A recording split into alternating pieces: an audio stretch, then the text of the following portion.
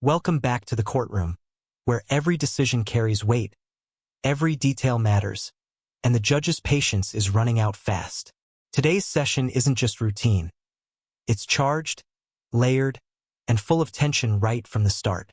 We're walking straight into a case involving multiple violations, a protective order that's already been broken, and a defendant who seems to be juggling more open charges than he can keep track of. What you're about to watch is one of those rare moments where the courtroom becomes a pressure cooker. The judge is frustrated. The attorneys are trying to hold things together. And the defendant? He's already on thin ice, and somehow still finding ways to chip at it. The first case alone reveals a pattern of missed court appearances, escalating conflicts, and a series of charges that raise real safety concerns. And what happens next? It only gets more chaotic. When a protective order is violated, the entire tone shifts. Judges don't play around with those, and today you'll see exactly why. As we move deeper into the transcript, pay close attention to the judge's warnings. Notice how the conditions stack up. And if you think that's intense, wait until you see what happens when the second defendant enters the room. The energy shifts again. Another heated family confrontation, injuries, accusations, and a surprising twist where one case gets dismissed while another takes center stage. Stay locked in.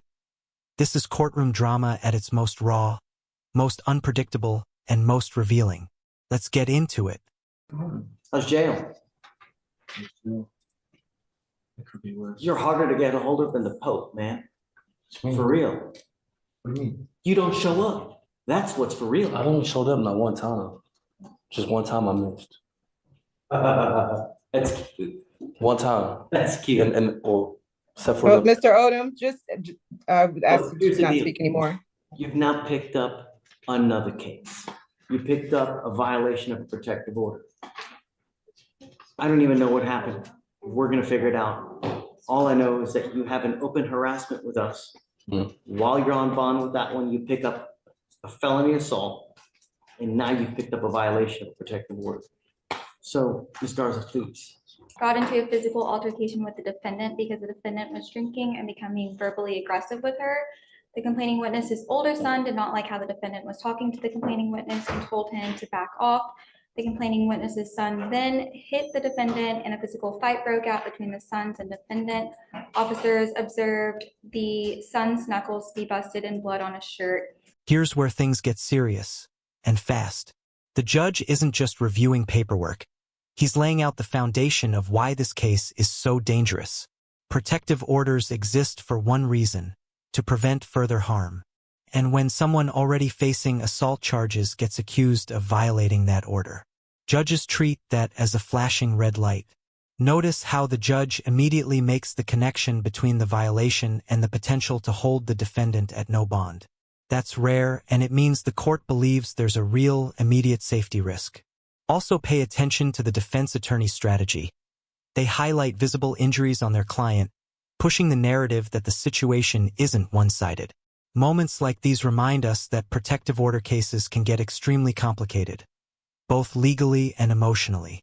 And the complaining witness is the protected person on the order. Was that from the assault or was it from the harassment?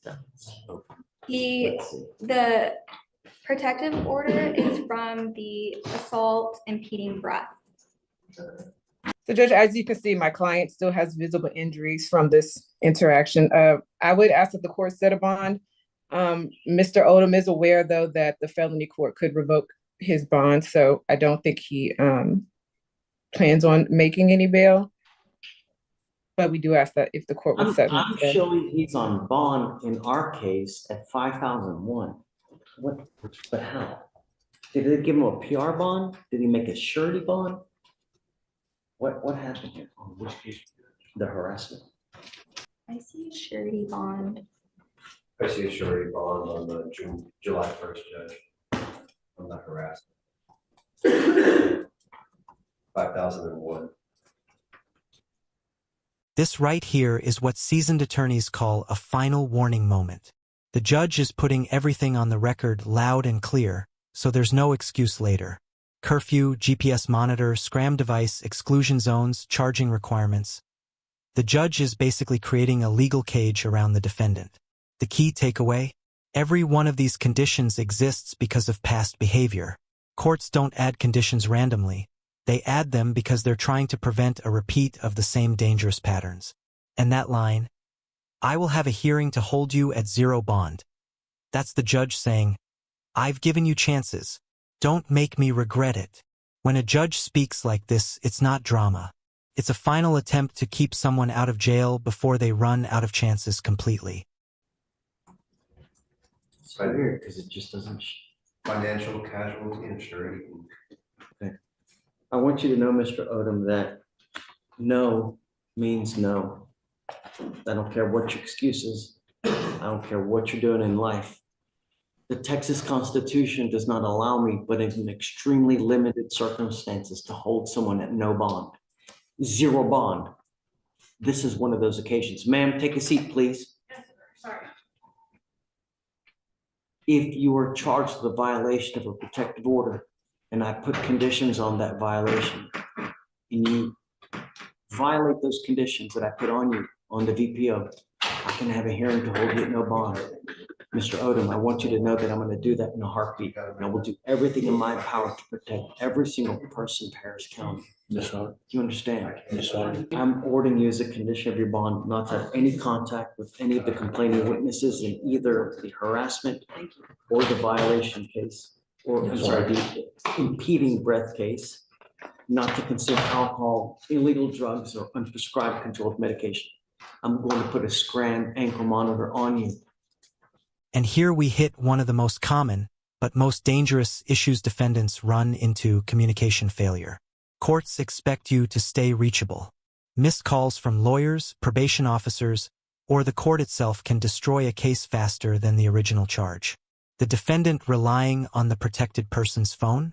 That's a catastrophic move. Not only does that violate bond conditions, but it makes legal communication nearly impossible. Judges want to know, if we release you, can you even follow instructions? This moment tells us a lot. The defendant isn't trying to be difficult, but he's genuinely unprepared for the responsibilities that come with being on bond.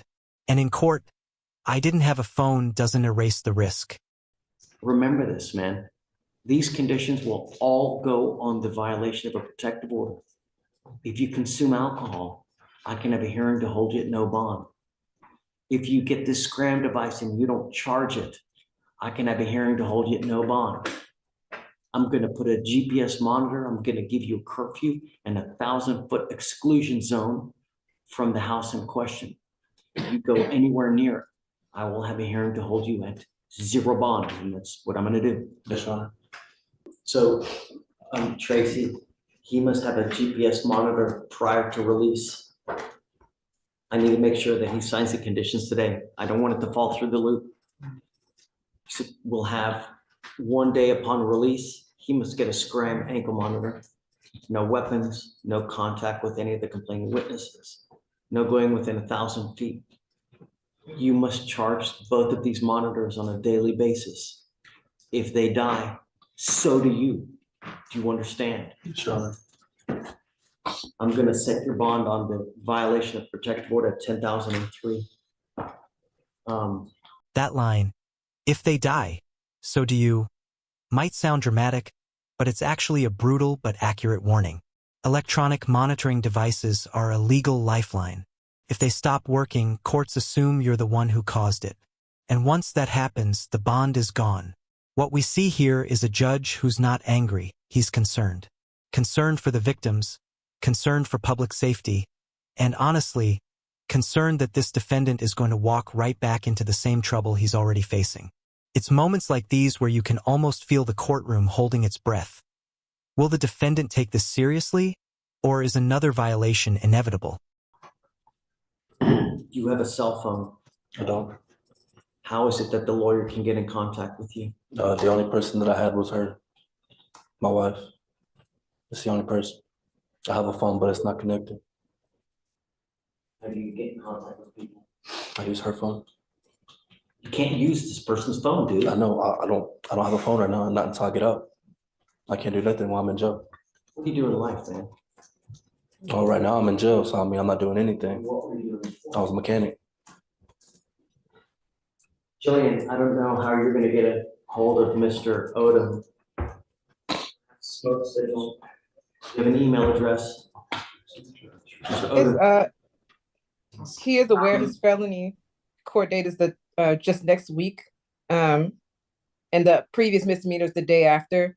So if he were to bond out, I have a note to go up there and just see. I don't think he will, but if he does, I mean, I can go. Jillian, he's made bond on the felony impeding. He's made bond already on the harassment. He must have some kind of lucky charm out there, magically delicious, that makes all of his bonds. So Now we shift into the second half of this hearing, and the atmosphere changes instantly. The judge's tone says everything. He's tired, he's frustrated, and he's seen enough repeat offenders today to last the week. This next case may look simple at first. A family assault, a stepfather, a confrontation gone wrong. But listen closely. These family assault charges are often the most emotionally charged, because everyone involved lives under the same roof. Tensions build, boundaries blur, and sometimes anger spills into violence. The judge is about to break down exactly what happened, and what he reveals shows us not just a bad decision, but a pattern that's now catching up to the defendant fast. Yes, sir, I understand. we'll get to it. Everyone keep it down, please. Mr. White, you are now stand charged with assault of a family member. You're facing up to a year in jail and or a $4,000 fine. We're going to do probable cause. You have the right to remain silent. Anything you say can or will be used against you. Judge, on July 21st, officers were dispatched to a family assault call in Harris County, Texas. Officers met with the complainant, who is the defendant's stepfather. The complainant stated that after telling the defendant to turn off the defendant's mother's vehicle and come back inside the home, the defendant kicked open the front door and punched him with a closed fist to the left side of his head. The complainant stated that the defendant then fled the scene in his vehicle. The complainant stated that the defendant has been staying in his residence for the past 2 weeks due to not having anywhere to stay. The complainant stated he felt pain when assaulted and wanted to pursue criminal charges against the defendant. The complainant had visible minor injuries near his left ear. Mr. White, I'm going to find that there's probable cause to go forward with your case. I'm entering in what's called a magistrate's order for emergency protection. This is a court order that identifies Mark Maple as a protected individual.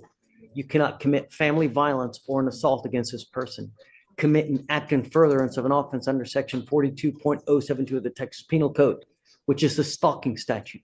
You cannot threaten, harass, use another person to communicate a threat or harassing behavior. You cannot be in possession of a weapon or go within 200 feet of where he lives or where he works. Do you understand? Yes, sir. Now, I'm also, as a condition of your bond, ordering you not to consume alcohol or illegal drugs. I'm going to randomly test you. If I find that you're consuming alcohol or dope, likewise, your bond will be revoked. You will go into custody.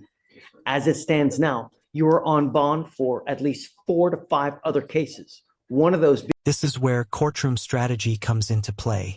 Instead of letting both charges move forward, the assault and the evading arrest, the attorneys have reached a deal. One case gets dismissed entirely. Why? Because prosecutors often prioritize the charge that's easier to prove or carries the consequences they want. Evading arrest is straightforward. You ran, the police caught you. Assault, especially in family cases, often gets messy with conflicting stories. So the state cuts the assault, locks in the evading, and still secures a conviction. It's a smart legal compromise, but also a wake-up call. The judge's warning about future enhancements isn't a scare tactic. It's reality. One more evading, and this defendant could jump straight into felony territory. Being an evading arrest here, which is 1,200 days old, I am now revoking that bond and taking you into custody. He goes with you. Josh. Yes, Your Honor. All right, good morning, Mr. West. Mr. White. Mr. White, I don't know why I keep saying that. Morning, Your Good Honor. morning, Mr. White. So, sir, you have with us the assault. You also have the evading arrest. Tell me, what are we doing? My understanding is that we're dismissing the new assault and that he's doing time served on The gun case? I believe it's an evading. Yeah, you're right. It's an evading, correct, right. So, Mr. White, you're charged with 2 cases. You're charged with evading arrest. You're also charged with assault of a family member. Both of those are Class A misdemeanors. You're facing up to a year in jail and or a $4,000 fine. You've worked out an agreement, a very great agreement where they're going to dismiss the assault in exchange for your plea on the evading.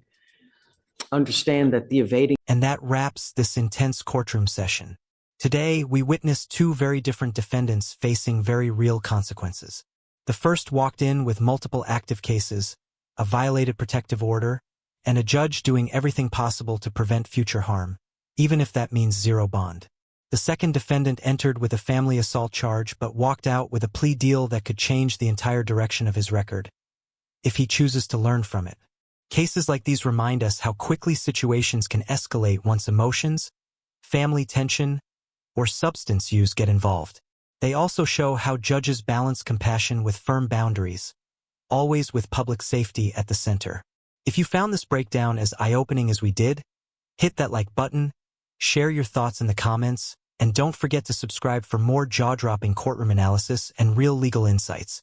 Your support keeps these breakdowns coming. Is an enhanceable offense. This one will go on your record.